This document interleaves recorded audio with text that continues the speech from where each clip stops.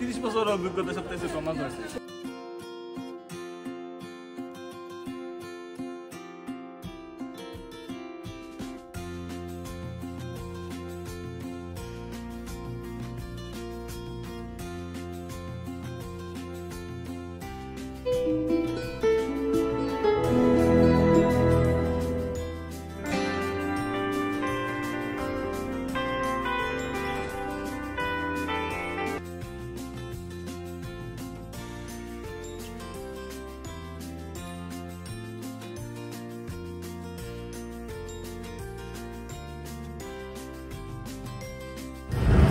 Hello everyone, Assalamu alaikum. Welcome back to my channel and Facebook page Be with Alia.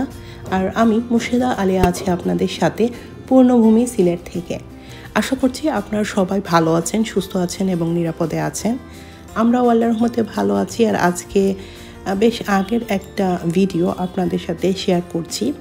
ওই দিন হচ্ছে আমার বোনের বাসায় দাওয়াত ছিল আমার কাজিনদের। তো ওরা হচ্ছে দেশের বাইরে থেকে আসছে, তো ওরা আমার বোনের বাড়িতে গিয়েছিল, তো আমিও গিয়েছিলাম ওদের সাথে আমার বাচ্চাদের নিয়ে। তো ওই দিনটা আমরা বেশ আনন্দে ফুর্তিতে কাটিয়েছি। তো ভাবলাম যে আমাদের এই আনন্দের সুন্দর মুহূর্তগুলো স্মৃতি হিসেবে থেকে যাবে আমার ভিডিওতে, আর আপনাদের সাথেও শেয়ার করে নেব। তো প্রথমে একটা মিষ্টির দোকানে উঠেছিলাম আমার ভুঞ্জি তারপর বোনপোর জন্য একটু চকলেট বা কিছু একটা নেওয়ার জন্য আর কি। তো বাসায় আসার পরেই হচ্ছে আমার বোনজি প্রথমেই ওর ডল হাউসটা আমাদেরকে দেখাচ্ছিল। এটা ওর চাচা দেশের বাইরে থেকে এনেছিলেন, তো ও হচ্ছে অনেক খুশি হয়ে আমাকে এটা দেখাচ্ছিল। আর আমি তো বাচ্চাদের খেলনা, ডল হাউস, ডলস এগুলো অনেক পছন্দ করি।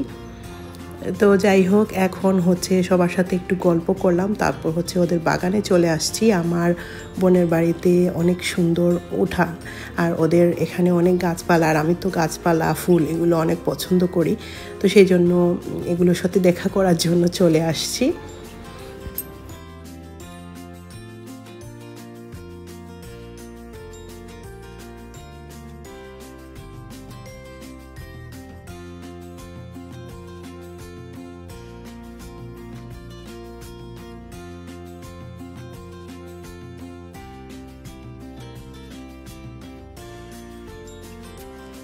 এদিকে হচ্ছে টেবিলে খাবার নেওয়া হয়ে গিয়েছে, তো এখন আমরা সবাই দুপুরে খাবার খাওয়ার জন্য বসবো। আর এখানে আমরা সবাই ছিলাম, তো 2 টেবিলে খাবার রেডি করা হয়েছিল।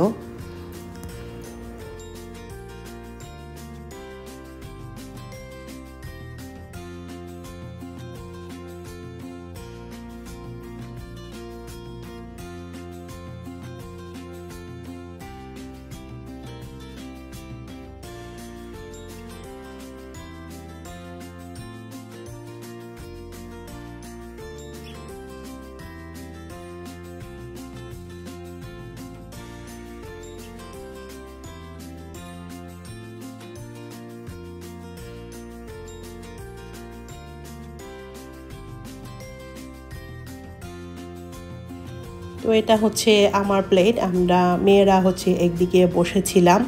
তো বেসিক খাবার খাওয়ার পরে কিন্তু ডেজার্টে এখানে বিন্নি চালের ভাত ছিল, আর সাথে হচ্ছে খুবই ইন্টারেস্টিং একটা খাবার। এটা নাকি আমাদের সিলেটের ঐতিহ্যবাহী একটা খাবার, ডিমের হালুয়ার মতো, তবে এটা হাঁসের ডিম দিয়ে করতে হয় আর গুড় দিয়ে করতে হয়।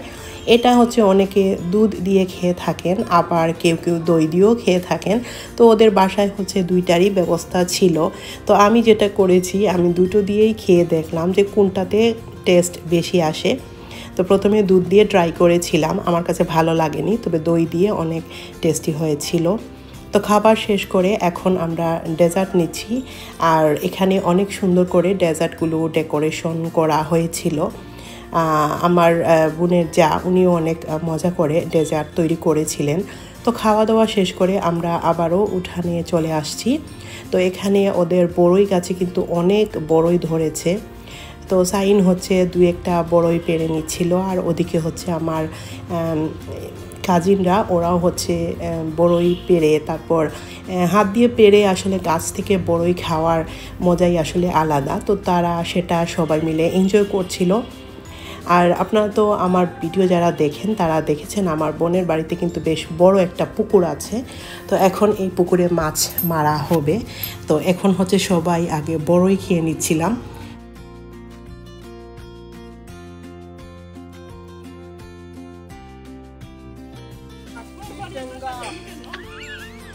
মুখের মধ্যে পানি এসে গেছে। তো আমার এই ভাই হচ্ছে মজার মানুষ, ও হচ্ছে টক বড়ই নিয়ে একটু মজা করছিল। যদিও আমার বোনের বাড়িতে টক মিষ্টি দুই ধরনের বড়ই ছিল, তবে ওর ভাগ্যে টক বড়ইটা পড়েছে। বিশিষ্ট মৎস্য শিকারী হাতে ছিপ নিয়ে রেডি হচ্ছেন।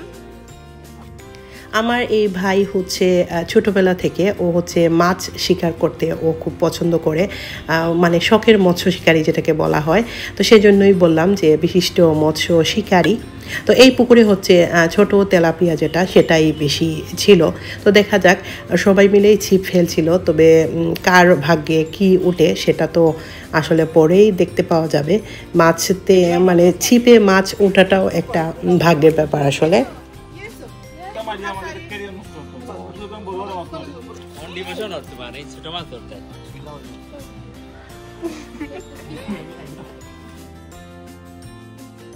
তো দেখা যাক এখন ছিপ ফেলা হয়েছে, কার ভাগ্যে কি মাছ উঠে সেটাই হচ্ছে আসল কথা। আর আমরা হচ্ছে এই মাছ ধরা আসলে মুখ্য বিষয় নয়, আমরা এটা নিয়ে অনেক সবাই মিলে মজা করছিলাম, গল্প করছিলাম।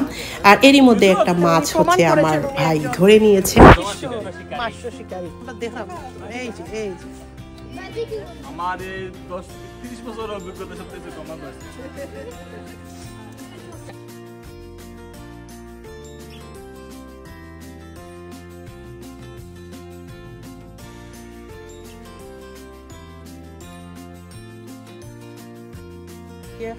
Okay, thank you.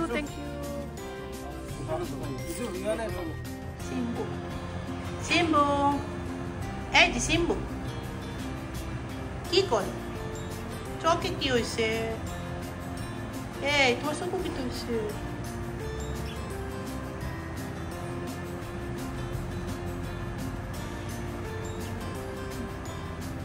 চোখটি কইছে নি? আবার মুছো।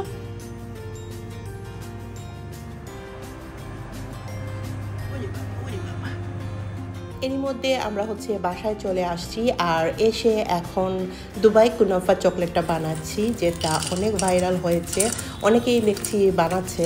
তো ভাবলাম যে আমিও একটু ট্রাই করি। এখন এটা ঘন্টাখানেক পানি দিয়ে ভিজিয়ে রাখবো, পেস্তা বাদামটা একটু ফুলে উঠবে তখন।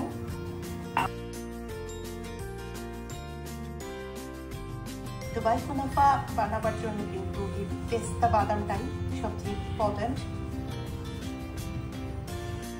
এদিকে পেস্তা বাদামটা ভিজতে ভিজতে আমি হচ্ছে হোয়াইট চকলেটটা কেটে নিচ্ছি।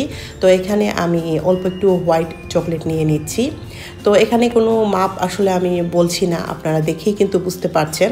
তো আমি এগুলো চকলেট মানে হোয়াইট চকলেটটা পেস্তা বাদামের সাথে দিয়ে দিলাম। আর একটা ভুল করেছি, আমি কনডেন্স মিল্কটা আগে দিয়ে দিয়েছি, আসলে কনডেন্স মিল্কটা পরে দিলেই ভালো হবে। তো আমি চকলেট আর বাদামটা বেটে নিয়েছি, মানে গ্রাইন্ডারের জগে গ্রাইন্ড করে নিয়েছি। এখন এটার সাথে আমি মানে আগে তো 1 টেবিল চামচ কনডেন্স মিল্ক দিয়েছিলাম, এখন আরও 2 টেবিল চামচ কনডেন্স মিল্ক মিক্স করে এক সাইডে রেখে দিলাম। আর এখানে হচ্ছে আমি 2 টেবিল চামচের মতো বাটার নিয়েছি। এটা গলে যাওয়ার পরে আমি হচ্ছে এখানে কোনাপাটা ভেজে নেব। কোনাপা বলতে আমাদের যে সেমাইটা পাওয়া যায় সেটাই।